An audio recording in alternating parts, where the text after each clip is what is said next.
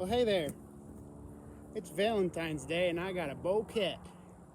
These are all mulberry cuttings, and I've read that if I just dig a trench and lay these in there with 4 inches of tips popping up, they will become trees.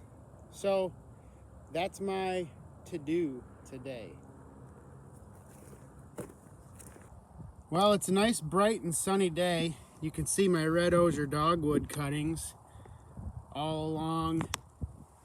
I've got 6 different fences marked with those red plow stakes, so when we're flying around in the field, you know, we can tell that they're there. And I can also find them for, research. But this isn't a red osier dogwood video, this is a mulberry video. So deer enjoy the new growth of a mulberry tree. They apparently eat the berries or the leaves, and there's plenty of birds and wildlife that eat the berries, as you can tell when you've got a bright colored vehicle and it's always painted purple. But this is for wildlife. This is for improving the grounds for all kinds of species. So we're going to stick more mulberries in the ground and see what happens. You can see I have trails mowed throughout the field. There's one over there. There's one here. Here's another one. And I have some hinge cutting that I've been working on over there for some bedding. I plan to hinge cut some more over here. But I've got another trail that kind of follows this field line, and I think that's going to be my spot for these mulberry cuttings. So I'm just going to get to work digging some trenches, burying those cuttings. I've taken some where I've left a lot of extras that might just stick up along the way. I've taken some where I've trimmed all of the little nodules off. So I'm just trying a whole bunch of different ways, and we'll see what pops up, if anything. So you can see my tree there that I sit in, and right here is kind of a natural drainage ditch in the field. Whenever it rains, the majority of the water from over there runs all down along here, turns the corner, and then runs this edge of the field. And once it gets past that corner, it kind of cuts into that field. So that's kind of how the land lays. I heard that these cuttings enjoy a well-draining soil.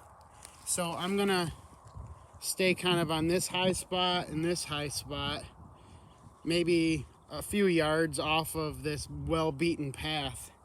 And hopefully, whatever makes them tracks will enjoy it.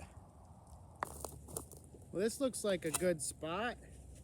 I'm gonna start by just dragging some of this extra growth away. Get myself a good bare spot.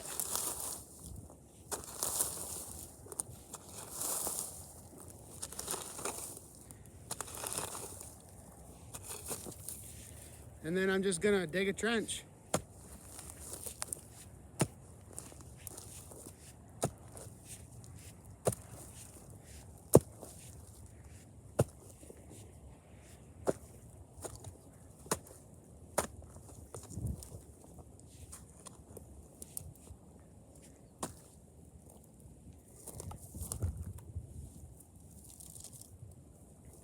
I've got my cutting here. And as instructed, I'm just going to throw the dirt back on it.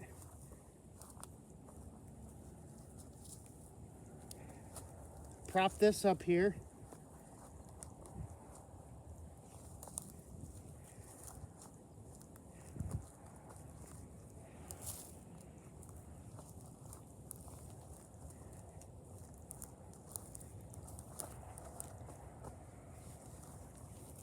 Now it's supposed to rain or snow this week. So all of this agitation of the soil will probably just get beat right back down in. So They say 4 inches. I don't know, I've got about 6 or so, maybe 8. I can already see there's been a rabbit in this cutting. Didn't even notice that when I was cutting it, but hey, it is what it is. I'm gonna keep doing this, bury a whole bunch of these along the way, and then I'll come back with plow stakes and mark them just for my own observation.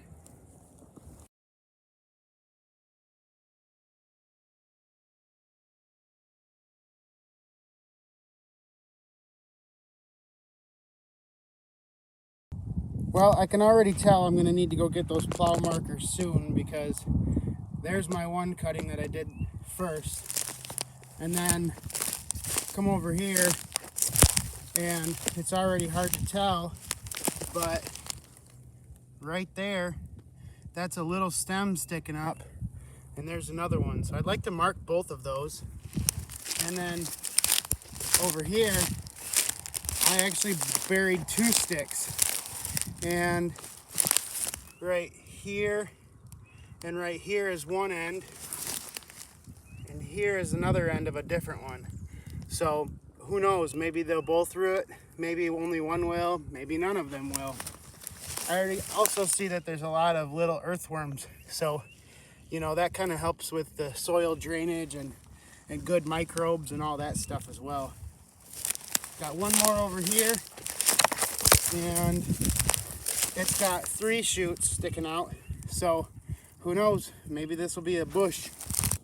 So I've gotten 1, 2, 3, 4, 5, 6 sites done by trenching and sticking up some shoots.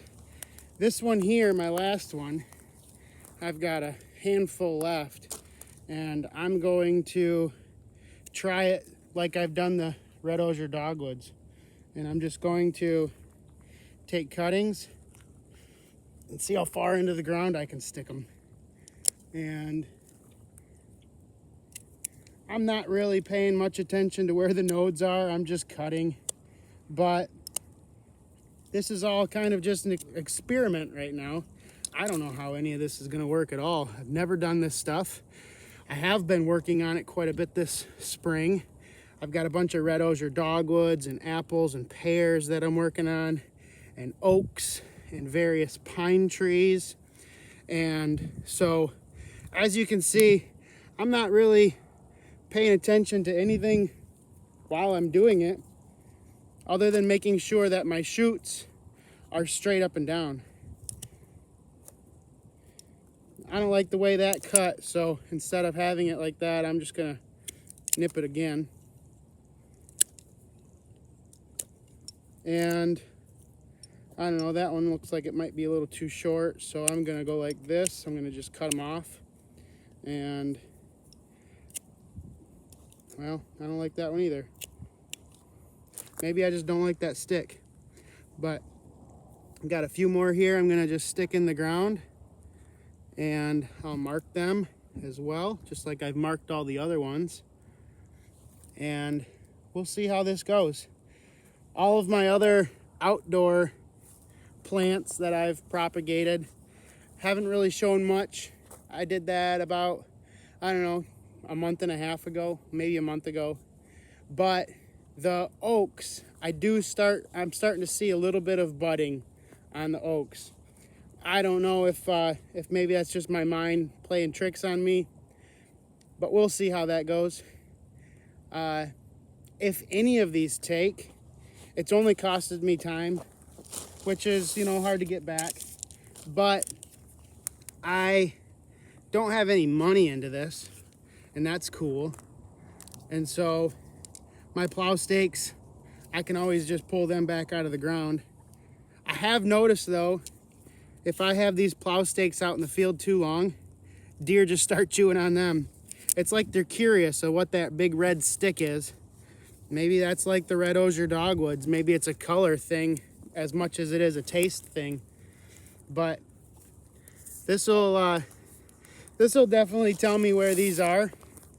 And we'll stick one more in there. That'll kind of differentiate, you know, between all the different mounds that I've got going on.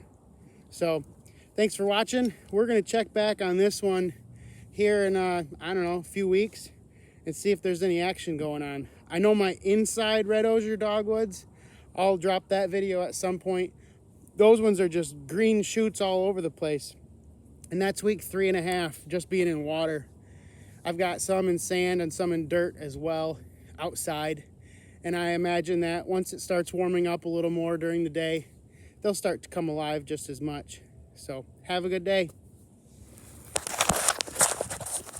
Oh, and tell someone you love them. It's Valentine's Day.